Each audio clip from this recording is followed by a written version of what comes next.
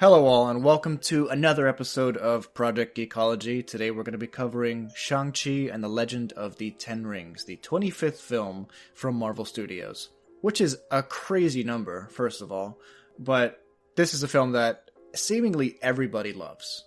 And we're going to break down why it works so well, not only within the MCU, but also as a standalone movie. My name is Dakota, and I'm joined as always with... Anthony, chopping my way through the podcast space. Yeah, whatever that means. Anthony, did you like Shang-Chi? I did. I thought it was really good. I mean, it checks off a bunch of boxes for me. I like martial arts movies, and I mean, it's a Marvel movie. Right. So, it's hard to go wrong there. I mean, I know that it could have gone wrong. Right, it could have. Yeah. It could have. But it didn't. But before we begin our discussion of Shang-Chi in earnest, what have you been up to this past week? Oh man, since the last time we recorded, I went to a comic book convention last weekend called Florida SuperCon. It's in Miami Beach, and man, I had a great time. It had been a while since I'd gone to a convention. I mean, there was nothing going on, really last year, so... Right. This year, they kicked off the conventions a little bit more. There was MegaCon in Orlando. I mean, we've had conventions happening all over the United States. It was really nice.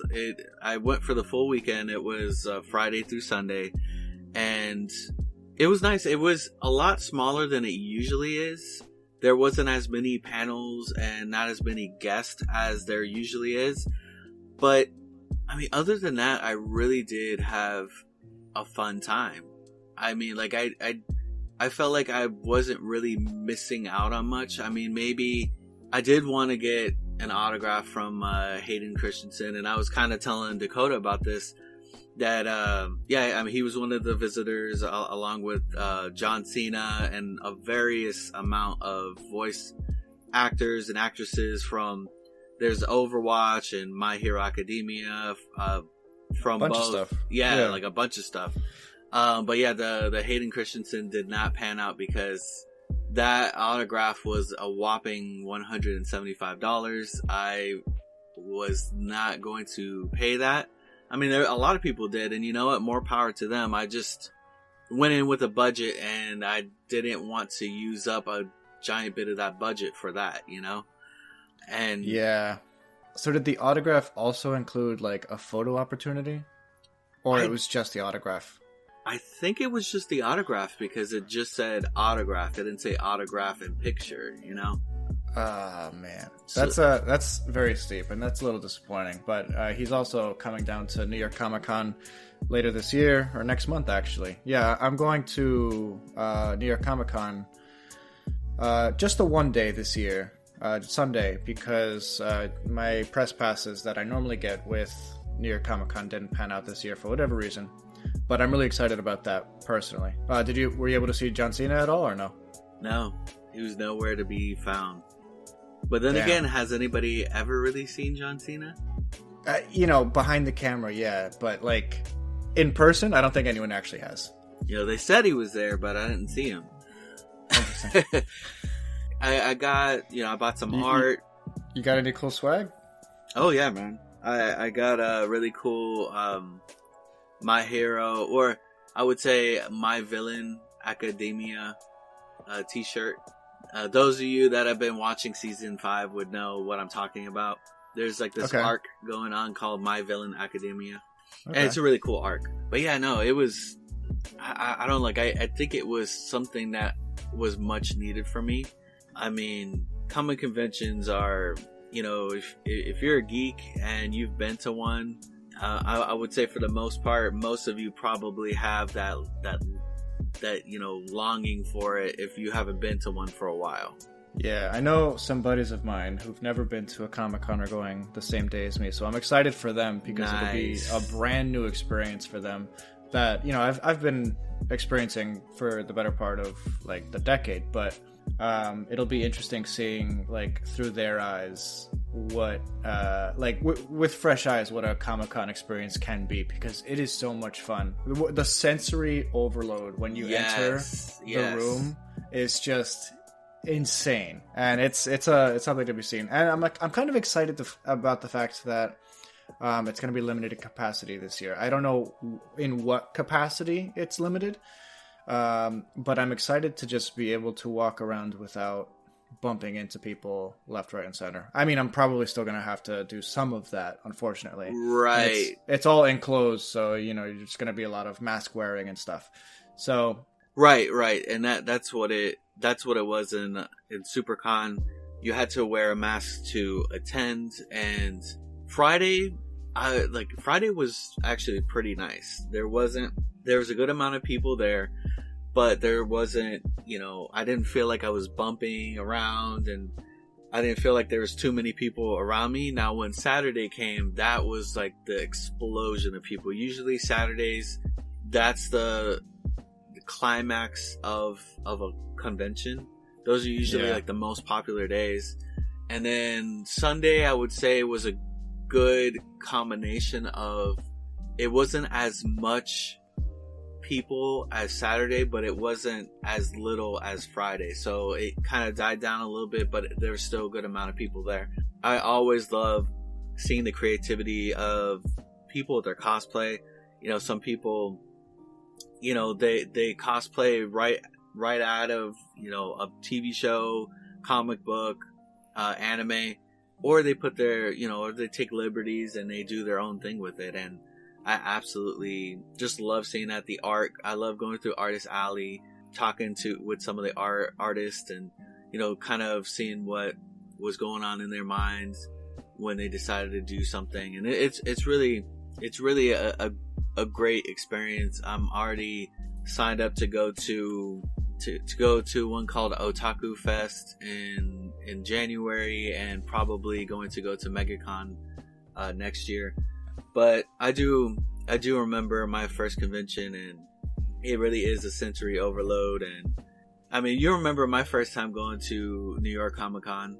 I went with you, bro. My mind was blown. That was literally the biggest convention I've ever gone to. I was going to ask that. How different in size is New York Comic Con versus SuperCon? Oh, New York Comic Con is massive. I mean, I could be wrong, but at least in the United States, I feel like the only way you could get bigger is San Diego. Well, what's weird is that in terms of capacity, New York Comic Con is the biggest convention in the States, where capacity in San Diego Comic Con is usually like between 130 to 150,000 people over the weekend. New York Comic Con is over 200 or so. 200,000. So it is the biggest convention of its kind in terms of like the number of people that can attend, because the Javits Center is just massive. Yeah. But and they actually recently expanded it. They've been like expanding it over the past couple years, and I think they finally completed that project. So I'm excited to see what they did with the space. But in terms of the most prominent Comic-Cons, it's definitely San Diego in terms of like movie news, the big reveals that everyone else who doesn't go to the cons gets to experience. So that's why everyone assumes San Diego Con is the biggest. But yeah, New York is awesome. I depending on how next year looks, I would like to possibly go to that convention also. All right, so we'll keep an eye out on tickets and pricing and everything, and make sure that we keep an eye on the press related things too, because I think we were a little late on like registering for the press badges, which I think might have like hampered our ability to get in when we in ways that we could. I think probably a mix between that and the limited capacity. I think with the limited capacity, you probably needed to be a little bit earlier, because I remember when I got mine, I did it like way late in the game. We could definitely go on and on about conventions. That's a little bit about what I did. What have you been up to, Dakota? What have I been up to? Been just random stuff, listening to Star Wars audiobooks and Your favorite? Yeah, I love it. I'm re-listening to Master and Apprentice now by Claudia Gray. Oh, nice. What I did was I listened to. There's a book called From Another Point of View, and it's the original Star Wars story, but every scene is told from a different character's point of view, or like from a different area in the galaxy or whatever. Nice. So it's a really fun read, and it's like 40 different short stories written by 40 different authors to celebrate the 40th anniversary of the original Star Wars. And I think they also have From a Certain Point of View 2 for Empire Strikes Back for that 40th anniversary, and I'm sure they're going to do that for Return of the Jedi as well. But I only listened to the first one, and one of the short stories was Master and Apprentice by Claudia Gray. And I didn't realize before listening to that was what like pushed her to write that whole novel. So it's a scene where Obi-Wan is talking to the Force Ghost of Qui-Gon, and he's saying like, I hope or something along the lines of like, I hope the boy's family is okay, or I hope his uncle and aunt are okay. It's right before like the stormtroopers kill him. And Qui-Gon, because he's a Force Ghost and like he's not tethered to time, he realizes that Obi-Wan's time left living is very short, but he doesn't want to tell him that. But he's excited to see his friend like as equals again. Oh, nice. And it's such a beautiful story. Like, when I tell you, Claudia Gray gives me chills with how good she writes characters. So she ended up writing Master and Apprentice, which is a book about Obi-Wan and Qui-Gon. Yeah. Back when Obi-Wan was an apprentice and stuff, or a Padawan. And it's so good. Yeah, I'm like halfway through that again. I finished the book a long time ago, but this is a long time ago. It came out in like 2019. But yeah, I'm re-listening, and it's awesome. Yeah, I think I finished it last year. Yeah, I went through that last year. That was right good. Before we started the podcast, I think you had mentioned that, or maybe it was one of the earlier episodes in the podcast, you mentioned that you had just finished Master and Apprentice. We'll be back after a quick break. I hate talking. Do you love talking about any topic and are never frustrated during conversations? Then I Hate Talking is not a podcast for you. But if there are topics that you avoid, then listen to I Hate Talking. Do you know the definition of every word others use? I Hate Talking is not a podcast for you. But if you are curious about the definition and historical usage of words, then listen to I Hate Talking. Do you know about current events and other random topics? Then I Hate Talking is not a podcast for you. But if you enjoy conversations on a variety of topics, then listen to I Hate Talking. Listen to I Hate Talking wherever you get your podcasts. Episodes drop every Thursday. Listen, like, and follow I Hate Talking today. And it was, it was good. I really enjoyed it, and it had a nice little twist to it also. Yeah, that was a good read. What else have I been up to? We rewatched Over the Garden Wall. I don't know if you've ever watched that show. No. It's a Cartoon Network limited series. It's only 10 episodes. Each episode is like 10 to 11 minutes. And it's incredible. You can find it on HBO Max currently. Oh, okay. It's called Over the Garden Wall. And it's so funny. When I tell you, you will laugh super hard. And it's spooky as heck. So, yeah, it's definitely creepy. It definitely has some... it's very fall. You know, it has like, I guess, the Halloween-y vibe, just because everything's set in the fall and there's pumpkins and stuff. But the two characters, it's two brothers. One of them is like significantly younger, and the other one's in like high school. They are lost in the woods, and it's like them going through adventures for every episode, trying to get back home. And it's like a total case of like Alice in Wonderland, where like the most bizarre possible stuff happens to them, but it's like simultaneously extremely funny because the younger kid is just like so stupid, but wise in his own way. Oh, Like there's a whole episode where they they have to find 2 pennies to get passage onto some ship, and they finally get it at the end. They're awarded 2 pennies, and the younger kid like goes to a well and throws the pennies into the well. He's just like, I got no sense at all. It's so stupid, but it works so well. And then at the end, it's like the show has a lot of heart, and it's the ending is left ambiguous because you don't know what is real and what the show is even trying to convey. It's a really cool thing. And in that vein, jumping off, one more thing that I did this week was I watched David Lynch's Mulholland Drive. David Lynch is the guy who did Twin Peaks, and he did the original Dune movie. And we watched Mulholland Drive. And this is a director that it's like he thinks in dream logic. You know, like you're trying to piece together what is going on. But his movies are so good. His show is so good. I ended up, I just got in the mail yesterday. I got back into like a Twin Peaks kick because that show just blew my mind. They finally like revisited the show 25 years later for like a limited series of 18 episodes called The Return. So they brought back a good portion of the cast from the original show and some new characters to show what life is like in the town of Twin Peaks 25 years later, and kind of finish the mystery that they weren't capable of finishing because the show was canceled back in the day. So I'm excited to actually start The Return once Jen gets home from work tonight. We should be jumping in on that, so I'm excited about that.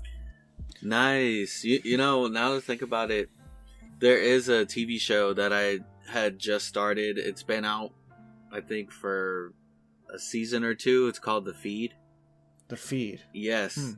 Yeah, it's about... So, it kind of centers around this family that created the Feed. And it's gone through various versions. The current version is like a version that is like surgically... You know, it's put into you surgically. Wait, what is the Feed? I don't understand. What's the Feed? Is it like a Matrix? Right. So yeah, that's what I'm getting to. So what the Feed is it's like you're connected to everything. It's like making calls. You're like connected to the internet. You're watching TV and videos, but like instead of like having glasses or a computer, you're seeing it through your eyes. Okay, so it's like a neural network, right? That you're uploaded into. Okay.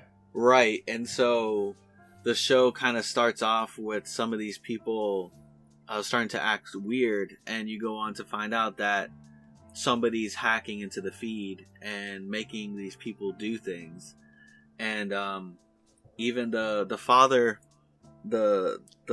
of like the main character that it centers around, David Thewlis.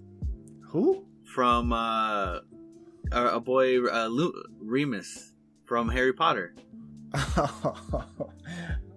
What's his name? David Thewlis. I gotta look this up. David Thewlis. Yeah, that's his name. Okay, whatever. I didn't know that. I could have sworn it was something else. Yeah, right. But yeah, so cool. Yeah, and he does some questionable things in the show, like kind of tapping into people's feeds and stuff, and so like I'm still in the beginning, but it is an interesting show because it has kind of like a mystery surrounding it, and some of these people, when they get controlled, they do things, but they don't know that they do it, and they have these memories that they can kind of, you know, put into the cloud and like access later and stuff. It's they call them like mumbles or something like that, but it's interesting. So I'm wondering how it's going to turn out, you know, the more I watch. Cool, man. I'm gonna grab some coffee and then we'll start talking Shang-Chi. Yeah. Nay. So, café con leche or café con café? I am drinking café con café. It's black. But, all right, so let's talk about Shang-Chi and the Legend of the Ten Rings. We were mentioning that it's the 25th Marvel movie. And what's interesting at this point in the Marvel Cinematic Universe is that the world has developed so much that you can do nearly whatever you want. And that's kind of what I think the ultimate goal was when starting a universe, was not just getting them together for an Avengers movie, which was a huge feat. Yeah. But to be able to just pull random characters from the canon to also fit alongside these other characters as the world progresses and grows is really cool. And I think that they did that probably better than they ever have in previous films. I mean, they were able to do that with Guardians. And I'm going to tell you, a lot of people did not know about Guardians. Even I think I heard them in passing, but I never really read them. Well, I'm not necessarily talking about like the recognizability of the the intellectual property. I'm talking about like the cameo appearances from other characters within Marvel Studios. But Guardians did have some cameo appearances from other like Marvel characters and stuff, like yes. Howard the Duck, and Thanos was in there. So we kind of had some connective tissue, especially with the Thanos arc. But with Shang-Chi, I think Marvel has matured to a point where not only, like you were saying, we can talk about intellectual properties that the majority of even comic book readers have never read, but we have a matured universe that is inhabited by a number of other characters and heroes and villains that we can pull from at any given point, which I'm really happy about. I'm really excited about. It just feels like a living, breathing universe. It really does. If I remember correctly, I think Shang-Chi was... I think he was created because of the kung fu fad of back in the Bruce Lee days. Yeah. So it's interesting. He has some potentially racist origins, and that's why the movie's not being played in China currently. But when it comes to the actual character, I don't think it was brought on by any ill intent, obviously. I think the character's parentage back in like the early comic book days, he was originally like the son of Fu Manchu, which is a highly stereotyped character that American audiences thought all Chinese people embodied, basically. And it was kind of like a yellow fever sort of thing. People were scared of losing their jobs to Chinese workers that were coming in at the turn of the century. And that's where the idea of the Fu Manchu came from. And that was the original origin of, or at least that was, Shang-Chi was created to be his son. And then they eventually backtracked that to make it, back in like the 70s, I think, to make it a more natural character that's not connected to the Fu Manchu stereotype. And I think that they did a really good job in turning it into a kung fu type thing. And in the original comics, I found this out through research, is that they actually had him... You ever see the movie Sherlock Holmes with Robert Downey Jr.? Oh, yes. They have scenes where he like telegraphs what he's gonna do, like in certain fight scenes to incapacitate. Oh, yeah. Yes. That's kind of what the old Shang-Chi comics were all about. You know, they didn't get like a lot of the basic principles of kung fu, but they took ideas that were brought through American and Chinese cinema into the comic world, and they were able to kind of like telegraph his fights so that to get kids interested in self-defense. So I thought that was pretty cool. It's a cool way that they were able to modernize the character, and the character has been fairly modernized, even more so, especially, you know, in the years leading up to this film. And this is a very Asian American story. None of us are Asian by ancestry, but we can appreciate the fact that this is the first Marvel movie of its kind, taking that particular outlook. And I think it's cool because it's realistic, you know? There's a lot of different people in the world. There's going to be a lot of different history and cultures that have special hidden meanings in a fantastical world like Marvel. Yeah, I think that this movie was really cool, and I felt that even though it was a Marvel movie, it stood out on its own in the same. And they kind of, I know each Marvel movie tries to do the same, but there was something different. I felt like there was some changing of the formula, and it worked. So what do you think was the biggest change to the formula, if you could narrow it down? I would say that while, you know, they kept the massive fights at the end, Mm-hmm. I feel like, well, one of the biggest things, and it's not in every Marvel movie, but they love to insert these romances into their films, and at the end of the day, they had like a really great friendship, and it really like worked well. And I felt that, I don't know, it's kind of hard to put your finger on it. Like, it just felt different. Well, let's talk about the relationship between Katie and Shang-Chi, or, you know, Simulu's character and Awkwafina, because they weren't romantically involved, but they love each other deeply on a friendship level. Right. And you can tell that is the case. You know, he has breakfast in the morning with her family and stuff, and the relationship is so strong that like their family members are always asking him when they're getting married and stuff. Like Katie's grandmother, remember, she was like, when is the wedding or whatever. And that was kind of the first look at, or the biggest insight for me in terms of their relationship was the way others perceived it. And I appreciated that they didn't go down that route of, you know, at the end of the big battle, they go and like run into each other's arms and kiss.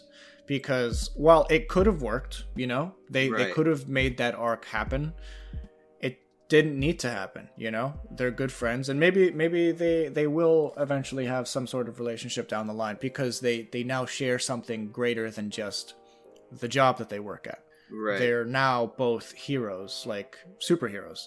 So I think it'll be interesting, because this movie is definitely getting greenlit for a second one, and he's going to show up all over Marvel, I'm sure. Oh, yeah, for sure. So it'll be interesting seeing where the two characters go. And that's a good point. I probably wouldn't have mentioned that or thought to mention it. So that's a good point. The fact that they didn't have that obvious like relationship rapport that others did. And I also felt like Awkwafina's character was like, she was like the comedic relief, but I felt like it wasn't at the expense of her character. Right. A lot of people were worried that she was going to interject in serious scenes with jokes, but I didn't find that was ever the case. There were moments where like she was very much used for comedic relief, but in terms of like there's certain scenes like at the end or right before the big battle where Shang-Chi tells her things about his past that he's been holding back from, and it could have very easily been portrayed that Katie would have, you know, interjected with some joke, but it didn't happen. You know, in certain instances she was very good, or the writing was very good, so that she didn't interject comedic relief into potentially I guess more powerful scenes. So I like that about her quite a bit. Yeah, kind of like that guy in the earlier scene with the phone on the bus. Oh, that was funny though. Yeah, that was really good. And did you know that guy, he was in Spider-Man Homecoming? He was the guy who is like working at a street vendor, and he sees Spider-Man on top of a building, and he goes, do a flip, Spider-Man. And was it that guy? Yeah, it was that guy. Yeah. So okay, yeah. No, I remember. what's funny is that Marvel just made a Twitter account for him, and it's like through his voice. So it's pretty funny. I gotta find it. Let me see if I can find that. Actually, it's really funny.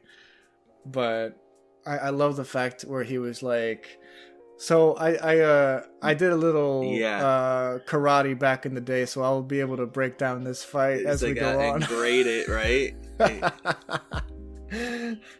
And then there's this scene where he's like, "You got this," and then the guy like pulls out a machete arm, and he goes, "Oh, my bad." Man, that was a really good sequence.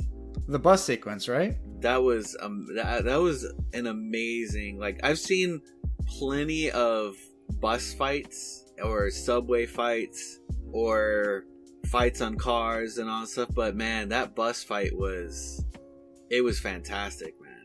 And it was thrilling, the music was great, the beats were great. You never were confused about where anyone was on the bus, if that makes any sense. Like, you had a really good understanding of space, or like the space around you, where they're headed down the San Francisco streets.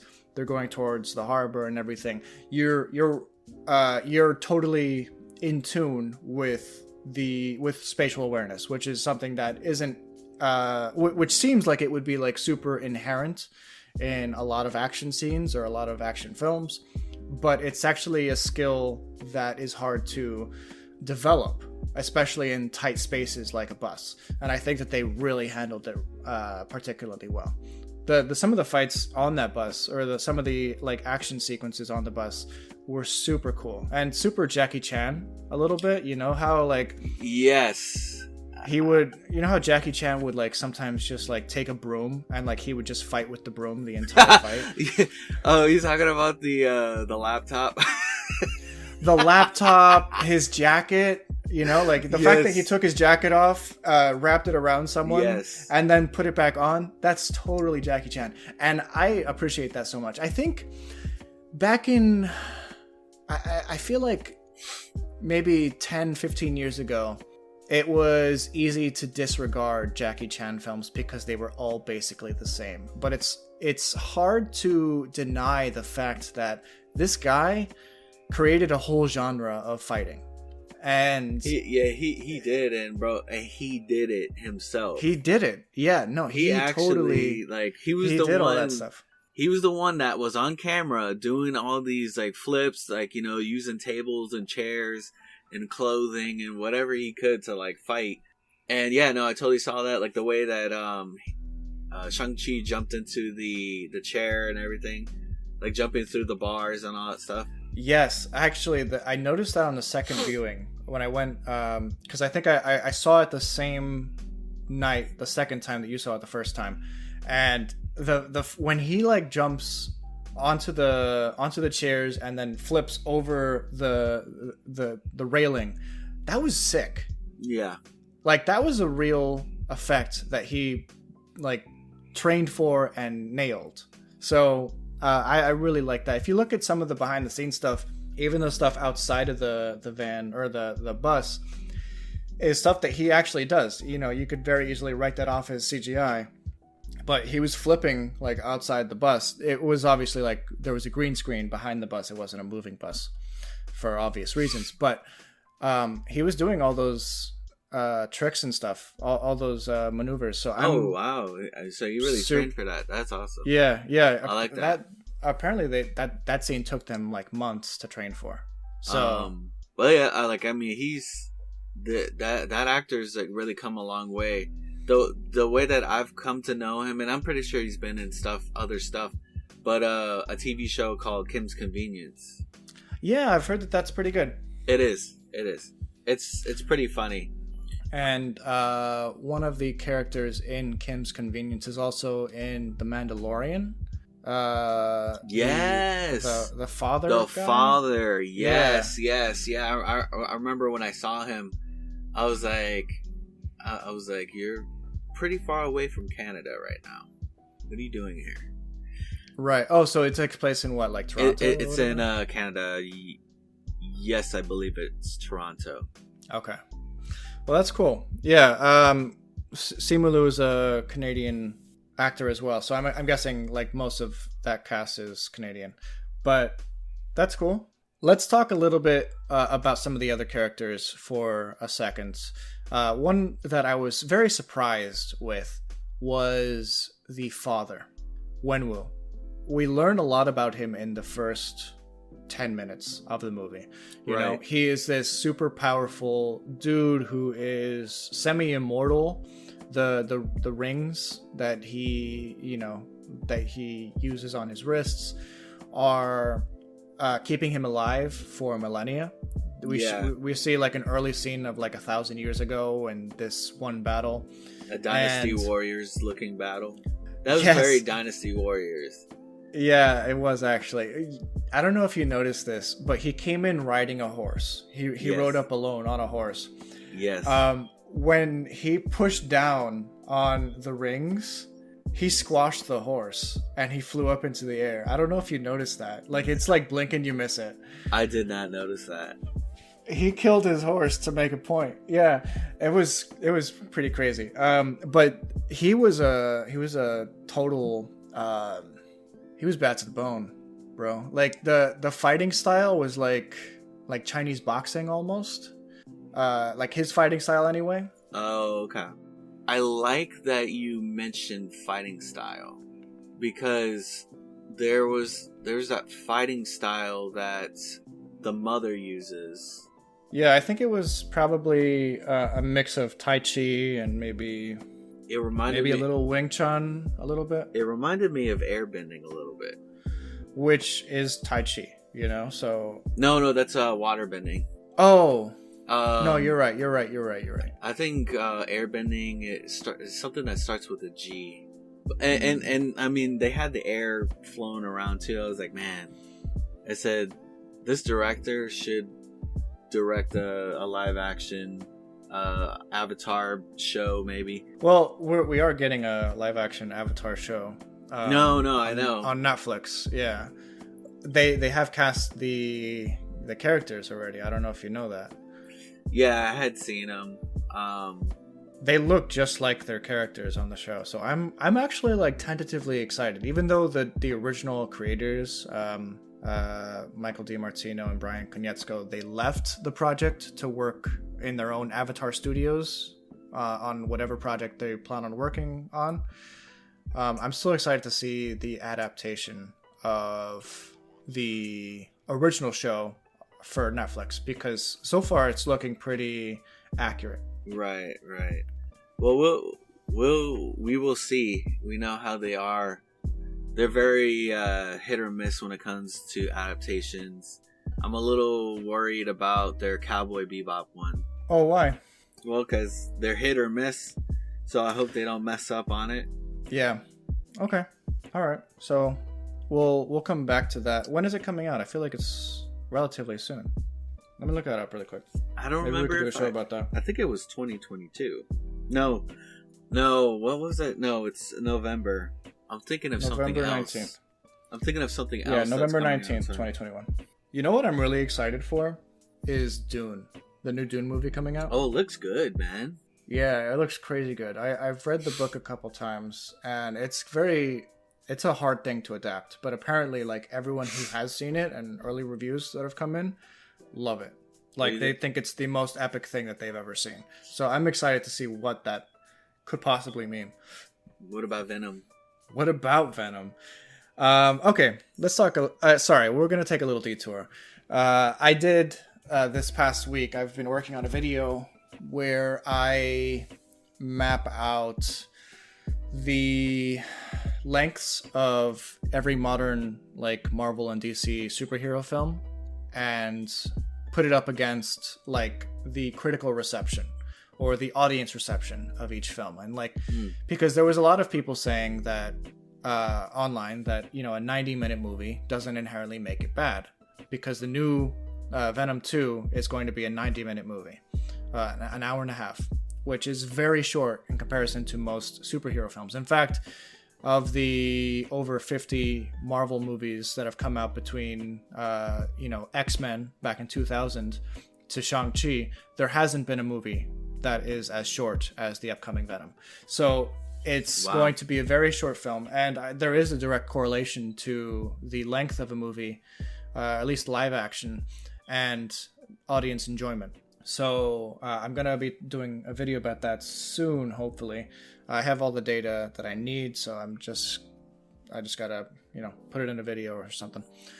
People want their 3-hour movies, People do. It's a thing. Actually, to be honest, it's the sweet spot for movie length is probably like 2 hours and 20 minutes. If you have a 2 hour and 20 minute superhero film, it's like an 80% or 90% chance that it's going to be overwhelmingly positive.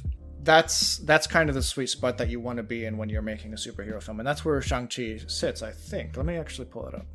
Now that we're talking Shang-Chi, what's weird is that Shang-Chi was received super critically well. I don't know if you I was looking at that, yeah. And it deserves it because I went in and I enjoyed it a lot. I thought it was really good. Not bad for a random character from the 70s. Not bad at all. Okay, so Shang-Chi is 132 minutes. So it's 2 hours and 12 minutes in length. Okay. And for whatever reason, it has a Rotten Tomatoes score of 92%, an audience score of 98%, which is the highest audience score for any superhero movie, period. Metacritic, it has a 71%, IMDb an 8 out of 10, and Letterboxd of 3.9 out of 10, or 3.9 out of 5. So it's a super, super popular movie. So I've aggregated like all the scores for these movies, and right now it's sitting at the number 4 greatest comic book movie of all time. The top are The Dark Knight is the highest rated by both audience and critically, and then it's Avengers Endgame, and then Logan, and then Shang-Chi and the Legend of the Ten Rings, and then Iron Man and stuff. So it's super, super well rated. I think it'll go down over time as more people, give it second viewings and adjust their user ratings and stuff. But in terms of the Rotten Tomato scores and everything, it's super interesting, like how appreciated that this movie is. Well, I gave it a second viewing, and I felt like my appreciation for it went up as I noticed more. That's true. I guess what I'm saying is, like, people, when it's a new thing and that's all you're thinking about, it's the best thing ever. Right. But as time goes on, like, oh, maybe I didn't like it as much as I liked Black Panther or Iron Man. So people's opinions change after some time has passed. So it's a little too soon to keep Shang-Chi at, like, the number 4 superhero movie of all time, but it is interesting that it is so high. People love some flashy martial arts, man. We love it. Speaking of flashy martial arts, let's go back to the beginning of the movie when Wenwu meets Shang-Chi's mother, and I forget Shang-Chi's mother's name. I'm going to look it up really quick. Shang-Chi cast list. His mother's name is Leiko Wu, and she's played by Fala Chen. And she did a fantastic job of winning the heart of Wenwu in that opening scene. Yeah. That opening scene, I think, Anthony, is probably the best, like the most beautiful single sequence in like the MCU. It was beautiful, and it was very Crouching Tiger, Hidden Dragon, and I really enjoy those wuxia like style fighting sequences, and I don't know, I really did enjoy it. She was using her air bending and he was using his rings. I will forever call it air bending because that's literally what it was. Oh, I'm actually curious now. I'm gonna look up what fighting styles. The village was called Ta Lo, right? Ta Lo, yeah. TALO, yeah. Ta Lo, yeah. That whole village used that fighting style. Yeah.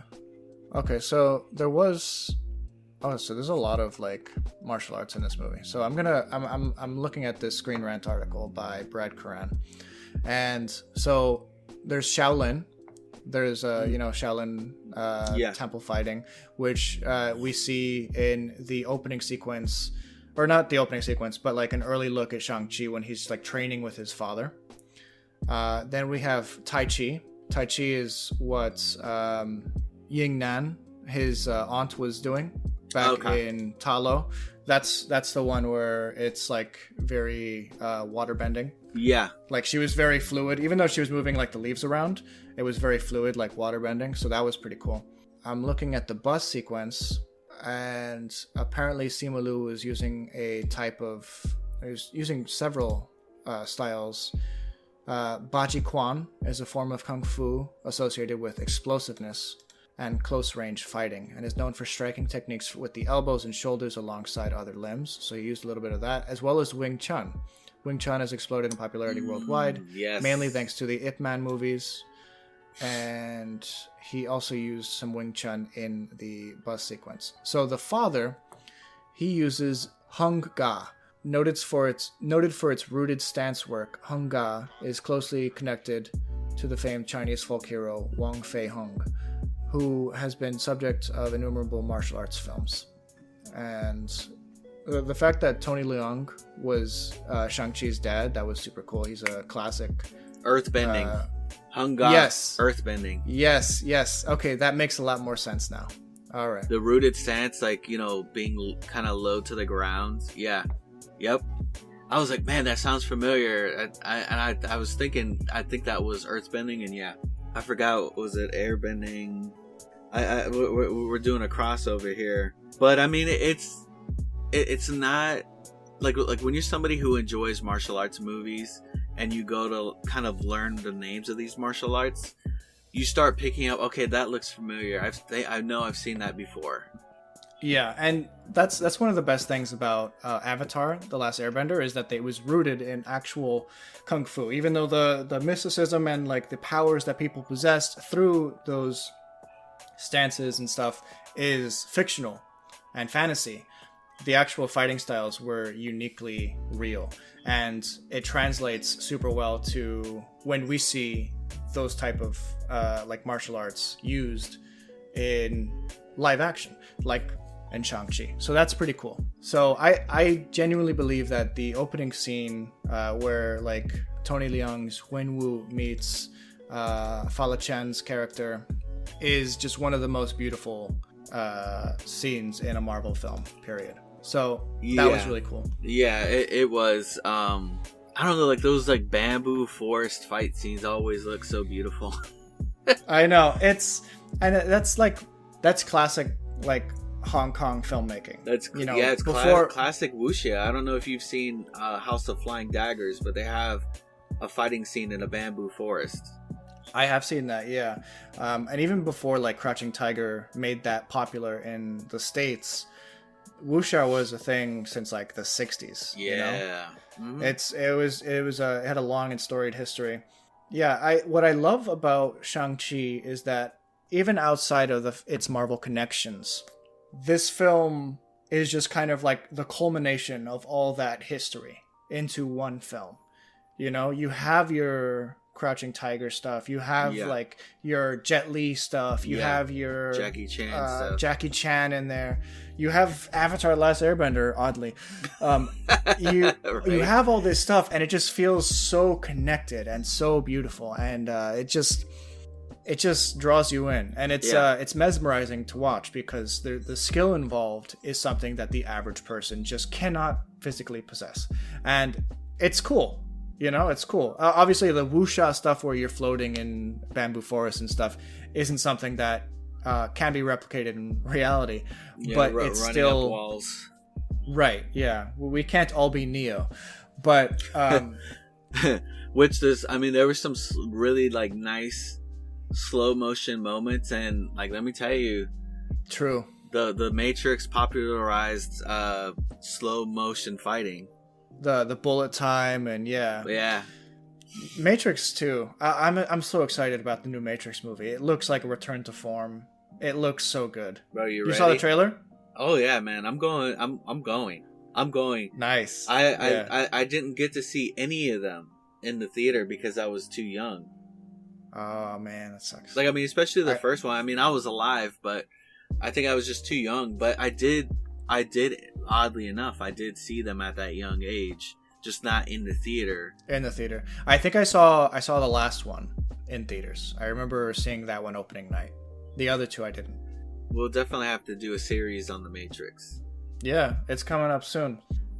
We have a lot of stuff that we need to like catch up on before, because there's a lot of stuff coming out. I don't know if you realize, like in the next 4 or 5 months, like between the end of the year and the start of next year, there's going to be a lot of stuff coming out. There's the new Wheel of Time show that's coming out. There's, like you said, Cowboy Bebop is coming out. Witcher has a second season coming out. Yeah. Hawkeye, dude. Hawkeye. Did you see the trailer for that? That looks amazing. It looks really good. Yeah, I'm glad that it's like a Die Hard movie. Yeah. And I think it's really cool. Everybody's kind of had their own film or like TV series except for him, and I would like to see, you know, I mean, we've had a Hulk film, but I want a Mark Ruffalo one. Yeah, I think he has been served. The Hulk character is such a hard thing to get right on screen, and I think that they've been stumbling ever since the Ang Lee film back in the day. Oh man, that one was crazy.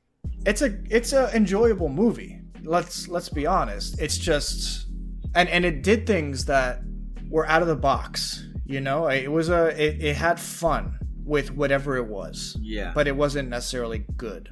So when The Incredible Hulk came out, that was another film that was, by all accounts, a good movie. But it didn't capture audiences in the way that they wanted it to, obviously. So that was never picked up on for a series. And obviously, I think Universal still holds some of the rights to the Hulk character. With She-Hulk coming out next year, apparently Mark Ruffalo is involved with that. So we'll see a little more Hulk. Okay, cool. It'd be nice. On Disney Plus soon. Yeah. But yeah, so back to Shang-Chi. I know, we keep doing these detours, but there's a lot coming out. We got The Matrix, we got Dune, we got a bunch of stuff. So I feel like we have a lot to cover in the coming weeks and stuff.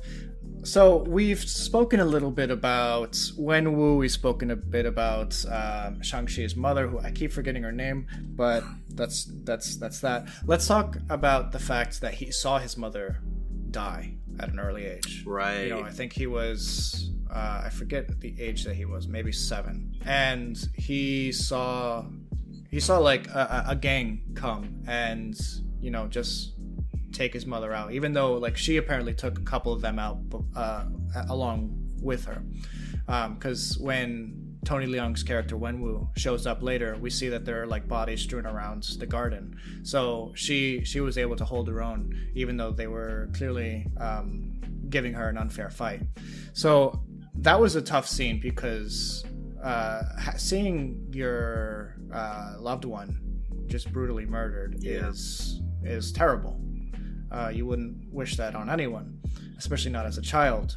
So that must have been a hugely formative moment for him, because it was at that point that Wenwu kind of snapped and went back into his old Mandarin personality.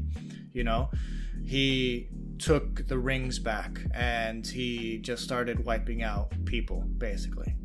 One of my favorite scenes in terms of like the way it was shot was when he takes the young Shang-Chi to this like sleazy underground bar or restaurant or wherever that was, and it was like this headquarters of a gang, and there are mirrors all over the wall, and he just destroys the gang leaders, or at least some of these gang leaders in this restaurant, and Shang-Chi is just watching, and the camera keeps panning around, and it's like showing the carnage from like different angles of the mirrors, and it was just such a crazy shot. Yeah. But they did it in mostly one shot, and that was just bizarre. You know, I mean, it was incredible the way that they were able to capture that, and it was brutal for a Marvel movie. Yeah, it was, especially with a child there witnessing their dad, his dad, essentially killing all these people. Yeah, he was killing them. You know, there's no way to, I guess, look around that point. So that's really interesting. Eternals is coming out soon too. But that was basically like his inducting into the Ten Rings, you know, because the dad asked him, like, will you help me avenge your mother? And he's just, you know, poor kid, he has no other choice but to say yes, because he's trying to please his father, who clearly just went on a murdering rampage. Yeah. So that was crazy. That was a crazy scene. And we learned that he has a sister too. His sister is a beast also. I really liked her character when they first introduced her, or like the adult version of her, and she's running this fight club. Oh yeah, her name is Xialing. Yeah, and she is total beast. And it's interesting because she's a character that wasn't trained like Shang-Chi was. You know, Shang-Chi received formal training from his father's like academy within the Ten Rings.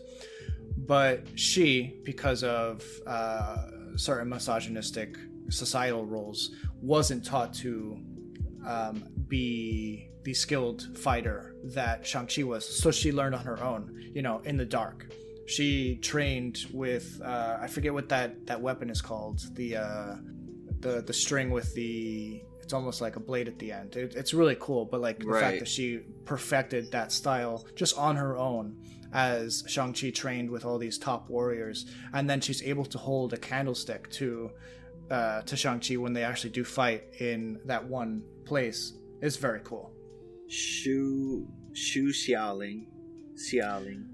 Yeah, Shu is their last name. They only mention it once in the movie when they enter Talo, because Shang-Chi goes, he says his full name, Shu Xiaoling, or Shu Shang-Chi. Yeah, and that was an interesting thing. Like earlier, I read a breakdown from an actual person of like Chinese descent watching the movie, and there's the scene where Wenwu is sitting down with Awkwafina and the rest of his family for dinner, and he starts talking about like the importance of names in Chinese culture.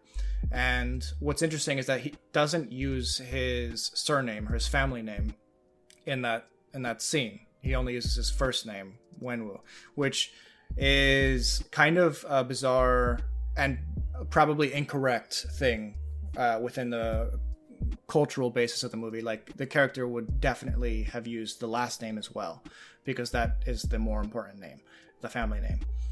So I thought that was interesting.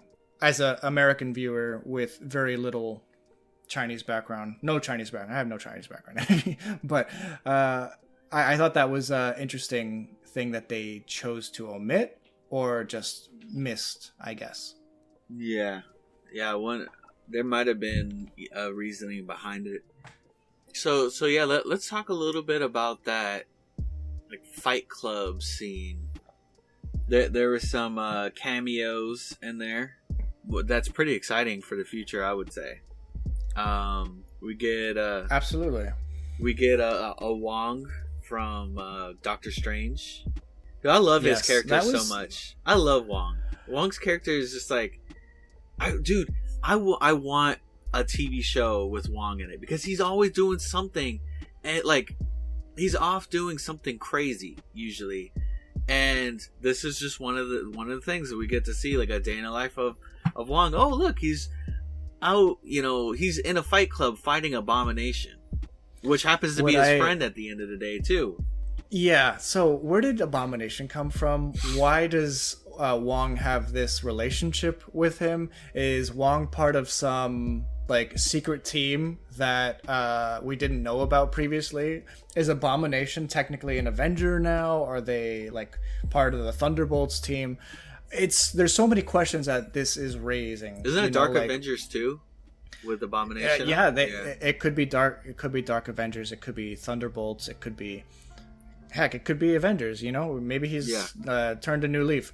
So it'll be interesting seeing what becomes of that. But it's funny that we got so much Wong.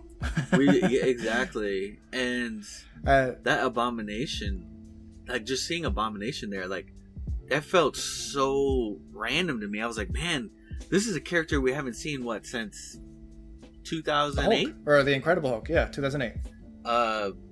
It's been a long time, but I do like that they went with a more accurate model. It looks better for sure. Yeah, it definitely did. And it, like you said, it's more comic book accurate as opposed to what he looked like in The Incredible Hulk. And some people would suggest that that is a mistake. But as we know, the Hulk has changed appearances a couple times. You know, he's not the same looking Hulk as he was in Avengers or The Incredible Hulk. He's changed his appearance a little bit as time has progressed. And now he looks like a giant green version of Mark Ruffalo. Yes, which is kind of it is a weird look. Professor Hulk. Yeah, I don't think he is Professor Hulk anymore because obvious spoilers for the end credits scene, but Mark Ruffalo or Bruce Banner is back to being Bruce Banner instead of some amalgamation of Bruce Banner and the Hulk. You know, that's true. So what happened there? I think we're going to probably learn more about that in the She-Hulk series. And he had a sling on too. Yeah, he still the sling was because of the snap that he did. Oh, that's remember? right. That that brought everyone back to life. Right, the first. There was so much power that it just broke him. So it'll be interesting seeing how that will be developed. I'm excited for that character a lot. Like you said, Wong too. The fact that this character has just been a background character or like a sidekick character for the longest time, but is easing his way up to being just one of the most entertaining on-screen characters in the MCU is fantastic. He really is. And I don't know, like every time I see him, the more and more I see him, like I want to know more about Wong, you know? In Doctor Strange, the first time that he appeared, he was this very stoic character. He was very by the books. That librarian. He was the librarian, but then you'd catch him listening to Beyonce or whatever. Oh yeah. Yes. So yes. that initial introduction to the character was fantastic because we never know what to expect with Wong, you know?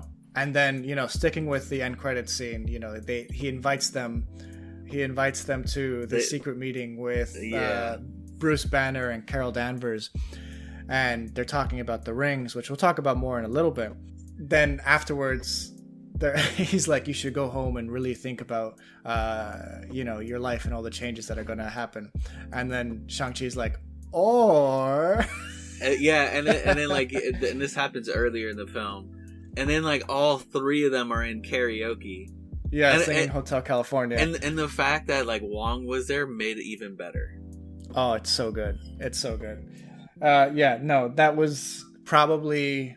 might be my favorite current end credit scene, just because it fits all of their characters. Yeah. And it's hilarious. Yeah, it does. And it's a tie into earlier in the film. Dude, it really that's actually it really is funny because we knew that we knew that Shang-Chi and Katie they like to cut loose and stuff, and then we know that Wong likes to cut loose also. When he first pops up at the end of the film and he grabs that drink and just downs it, he's like, oh yeah. Dude, that character is amazing. We need more Wong. We do. That's why I'm excited for Doctor Strange, because for sure he's going to be in it. And No Way Home, he's in it as well. Oh, so. That's right. Yeah. Yeah, so he's going to be in quite a bit coming forward. So I'm excited about that. So let's see here.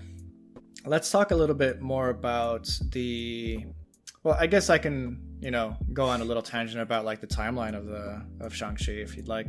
Oh yeah, come on. You wouldn't be Dakota if you didn't talk about timeline. I wouldn't be doing my due diligence, as Marvel's official, unofficial timeline master. Yeah. Well, I don't know about master, but I'm a amateur professional. Dakota is the one who remains. Maybe. No. There's one specific line or there's actually a couple lines that are able to correctly place this movie in terms of where it fits on the timeline. And ultimately, it fits late March, early April 2024. Sorry, that was my dog. She has a yawning problem. She's bored. But yeah, she's bored. She wants to go OUT. So the father Wenwu, he says that the gates to Talo, or the path to Talo, opens up on the third day of the Qingming festival. Qingming is the tomb sweeping festival. It's a 3-day festival, and it ends with the tomb sweeping day, which is where you pay your respects to your ancestors, or the ones you have lost along the way. It's also the day that you leave gifts for them on the tombs, which is what Katie's grandmother's also talking about in the beginning of the movie. So we're able to place that pretty conclusively. It changes every year, like what date it's on, because the Chinese calendar is a lunar calendar instead of a solar calendar, like the Julian calendar.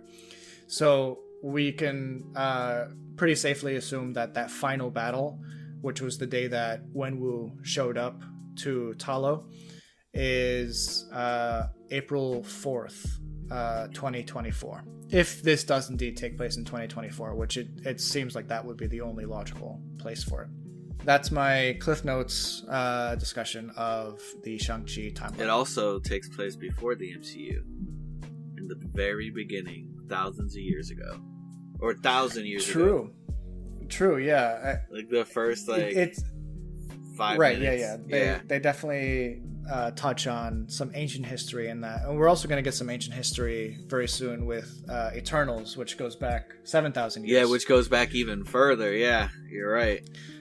So that'll be interesting. I'm curious how Eternals is going to play with that, because we see in the trailer and the teaser, like, they're in Babylon, they're in like early Mesopotamia. We see early Indian culture represented a little bit.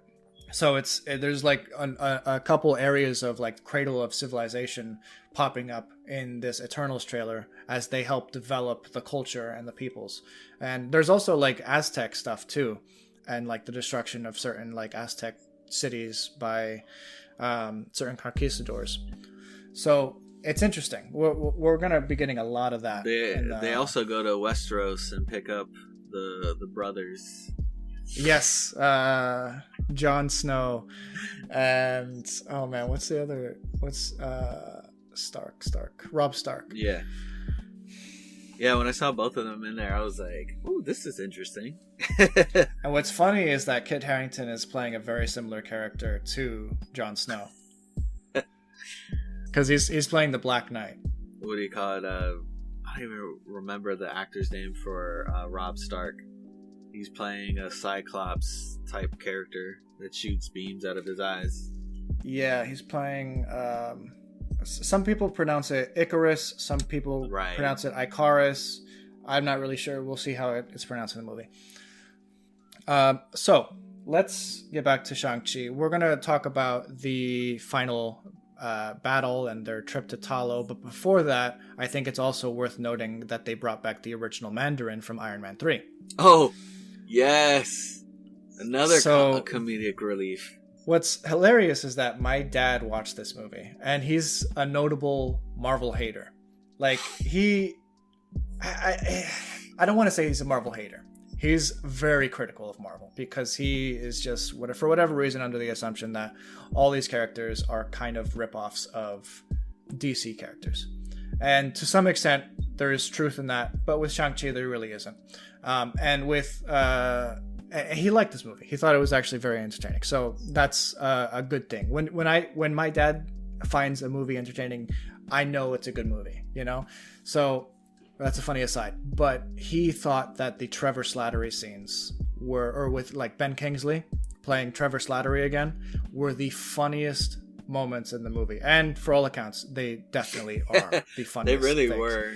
I like it when the little creature comes out. And Morris, and they like react to him like, what is that? And he's like, oh, thank God you can see him. That means he's real. He's like, he thought he was hallucinating him. He's like, oh, Morris, you're real. Dude. By far probably the funniest conversation in the MCU is when he's talking in the car about how he found his love of acting from watching Planet of the Apes. Yes. He's like, man, like, if they could teach those monkeys to ride horses. And like the rest of them are thinking like, what? You thought they were really riding horses? Yes, No, he thought that they taught the monkeys to pretend that they're riding horses. Yes, which is just mind-bogglingly stupid. If you know anything about Planet of the Apes or whatever, it's just so funny. They nailed that character so well, and it fits with his persona not only from like the end of Iron Man 3, but also with I don't know if you've seen it. It's on Disney Plus now. There's a little mini a Marvel one-shot where he is in jail. It's called All Hail the King. Oh no, I've seen that. It's like a 12-minute little short film of Trevor Slattery in a prison cell, and it takes place like shortly after Iron Man 3, and it's so funny. Oh my gosh, yeah, man, Ben Kingsley, like he can really like do it all. I mean, he can do like really great dramatic roles or like really funny roles too. Yeah, he's great. What Ben Kingsley is awesome. Yeah, so I thought that was really cool. The navigating of that bamboo forest to the gate of Talo, and when they actually get in there, it's really cool. Like that cave that they go into. Yeah, there was a lot of really interesting development in that particular just introduction to Talo. So what's crazy is that the Marvel universe, even just on Earth, there's so much hidden lore. Like we know that Wakanda is its own place, but apparently Talo is it's another place that's like just as crazy, you know? Right. And they have like some history and back history about like the cities that once existed in this like mystical realm of Talo. So I think we're going to get more explored on that front in the future, maybe with some potential Iron Fist, like Kunlun places being visited as well. So that'll be interesting. But yeah, when they're in the cave, that's an interesting point that you mentioned. When Doctor Strange and Wong, they use their sling rings to open up portals. It's like fiery portals. Yes. But with this, it was like a water portal, but it was the same basic. Right. It looked just like one of their portals. So one of their portals. I wonder. Yeah, that's. I noticed that too, and I was like, man, that was like very Doctor Strange. So there's definitely something there, almost like an elemental magic that the people of Talo use, as opposed to the people of Kamartaj. It's we're learning more about the Marvel universe through these little details, and I love that about it. So Talo is I guess it's a village now. Maybe there are cities that still exist, but for whatever reason they're guarding this dark portal that Wenwu is hearing voices out of. It's a really cool little village. It's in this like mystic realm. There was like a really funny moment when they first get there, where what's his name? Trevor, right? And he's like, "Oh my god, that bird's on fire," or something like that. And it's like, "Oh wait," Moore said, "That's normal." Or one of my favorite parts is like, "That's a weird looking horse. Why is it looking at me?" Yes. He's like, "Why is it looking at me?" Yeah, that movie was really good. I noticed those dragon lions. They look just like they look like those statues. Yeah, so that was definitely on purpose. And it just felt kind of natural in a way to like actual Chinese mythological creatures. So I thought that was very cool. Yes, I thought that was really cool. The dragon that they have is very much so like a dragon from Chinese mythology. Like, it doesn't look like a European dragon. So let's talk a little bit about like the creature in the dark portal that was reaching out to Wenwu.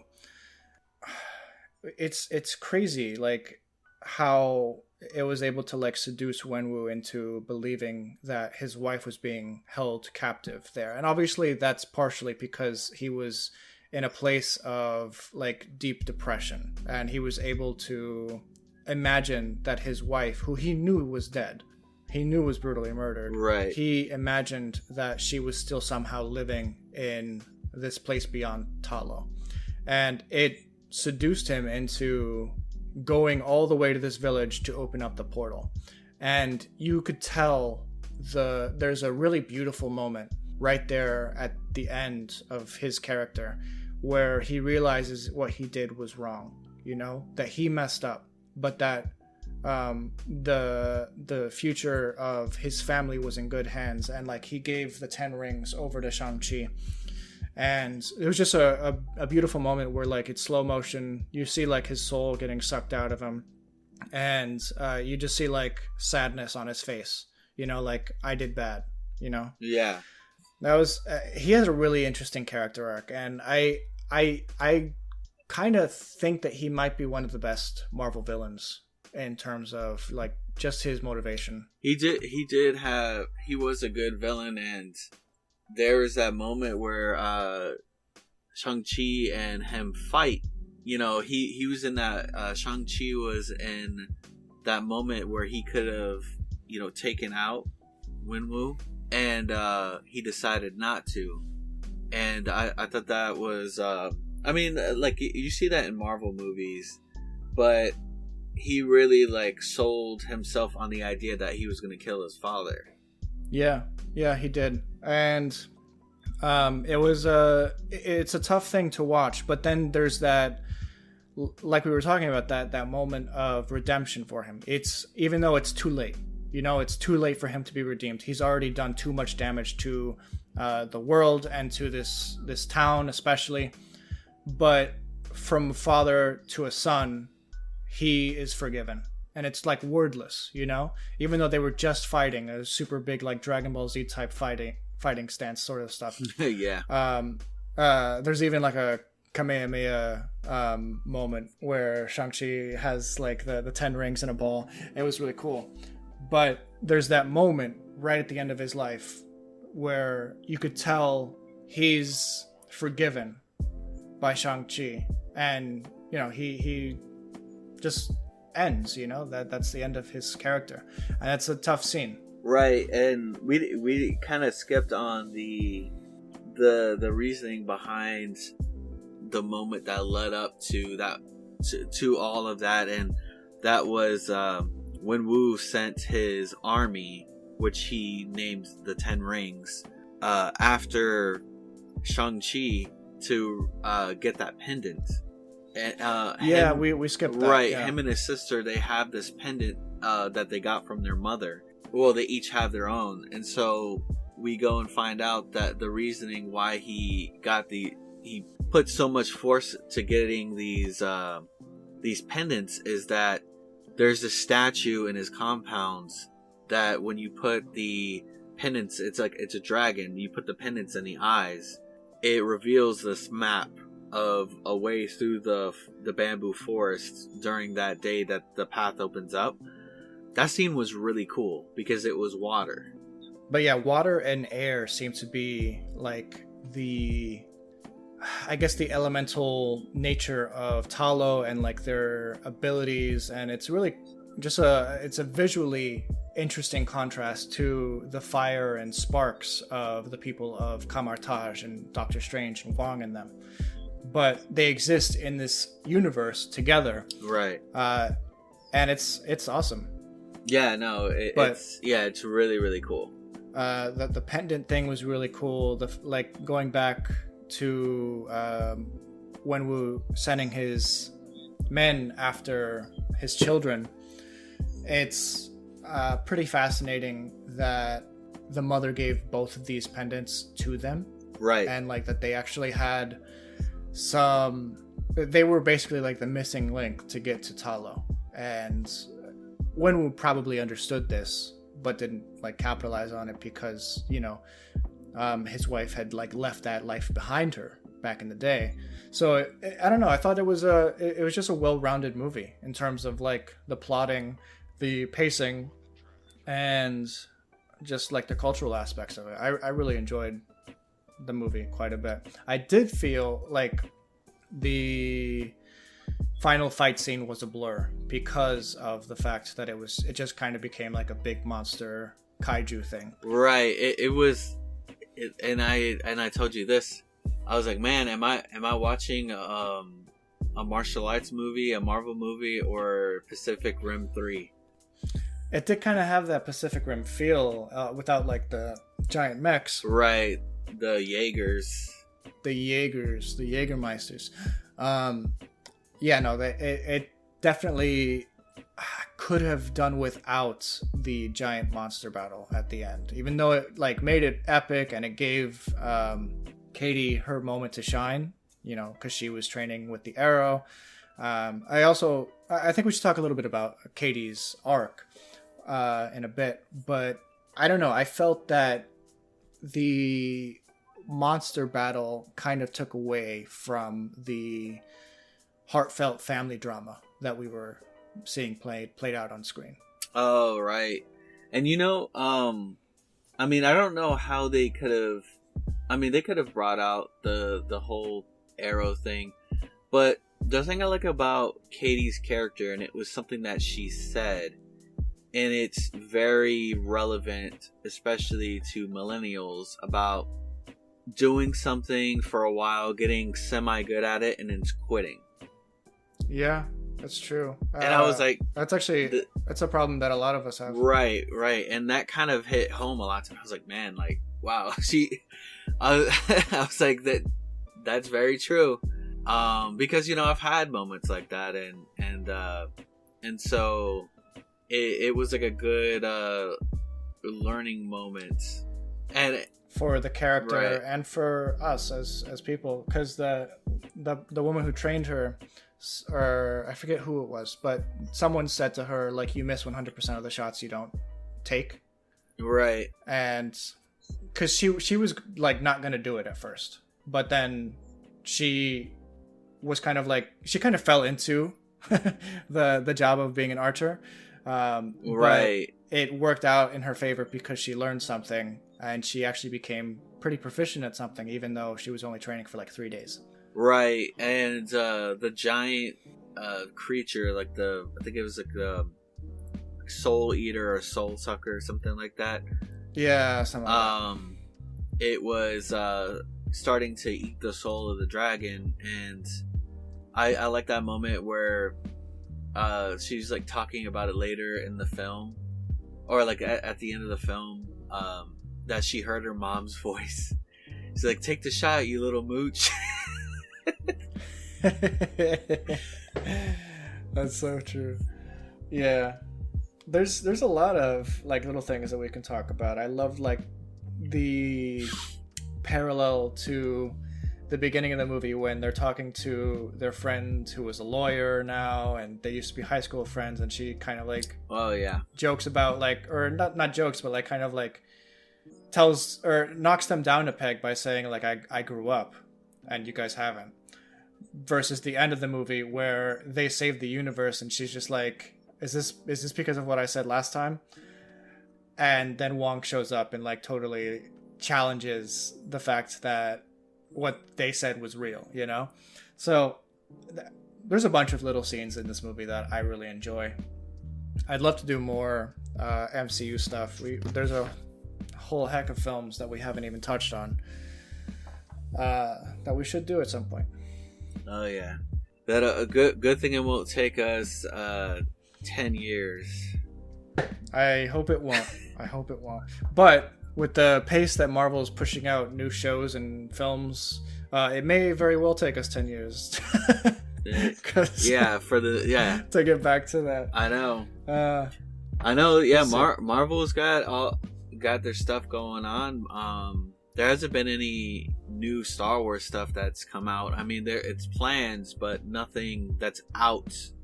Yeah, Bad Batch was the most recent thing. That was a fantastic first season. But in terms of live action stuff, they're not doing too much. Obviously, they have Kenobi coming out, and then the Andor show is coming out as well. So we'll see about that. Yeah, no, have you finished Clone Wars yet, or? We just watched the episode where Satine is killed by Maul. Oh, okay. That was a good episode. Oh boy. Yeah, man. What season was that again? That's mid-season 5. Oh, okay. So yeah, like you're getting into you're in those later seasons where the show like really like matures a lot. Yeah. So before we close out the discussion, we want to talk a little bit about the future of the podcast. I know a lot of you really enjoy the show, but I'm sad to say we are closing it down. We're shutting this down hard right now. This is the last episode. You'll never hear from us again. I'm totally kidding. We got a bunch of episodes coming out and a bunch of episodes planned. We're going to be talking about Over the Garden Wall next week. Hopefully I can get a special guest on for that. No, it won't be Elijah Wood. Unless you're willing, Elijah, I'll leave that open. But we're also going to be doing episodes on Eternals soon. We're probably going to revisit David Lynch's Dune before the Dune movie comes out. So expect 2 Dune podcast episodes in the near future. We want to revisit Matrix before Matrix Resurrections comes out, and we want to revisit the Cowboy Bebop anime before the Netflix adaptation comes out, and a bunch of other stuff. Obviously, we got Eternals, we got this and that. So we're going to be doing a lot of pre-planning our shows for the near future. We also want to get out stuff like Chamber of Secrets and Revenge of the Sith, just to keep abreast on those franchises as well. And yeah, we have a lot going on. Yes. So please subscribe to our podcast if you don't already. We look forward to talking to you next week with our Over the Garden Wall discussion. If you have not seen that show, it's on HBO Max right now. You can check it out. The entirety of it is probably about 2 hours, the length of a movie. And each episode, there's only 10 episodes, is about 10 minutes long. It's worth it. It's definitely going to be a fun discussion. I'm excited to see what Anthony thinks of Over the Garden Wall, because it's definitely one that is going to be sitting in your head. It's gonna be like in your head all week. I promise you. Yeah, man, I'm excited about that. Excited to go and check that out. But yeah, thank you for joining us here. Like Dakota said, if you haven't subscribed, please subscribe and definitely review us. Give us a good review. We love reading our reviews. We like to know how we're doing. We also like to know that you guys are responding to the stuff that we're bringing out. Him and I, we enjoy it, but we also like to know that others are enjoying it with us, and we really do appreciate that. And when we get some reviews, we like to read them when we record also. For sure. So with that, we're gonna close out this podcast. Thank you for joining us with our discussion of Shang-Chi. If you'd like to bring out any points that we potentially missed or respond to anything in particular, you can visit our socials over on Twitter and Instagram. Just search us, Project Ecology. You'll be able to find us immediately. So thank you so much for spending over an hour with us. We really appreciate that. We hope you enjoyed it. Have a good one. Bye.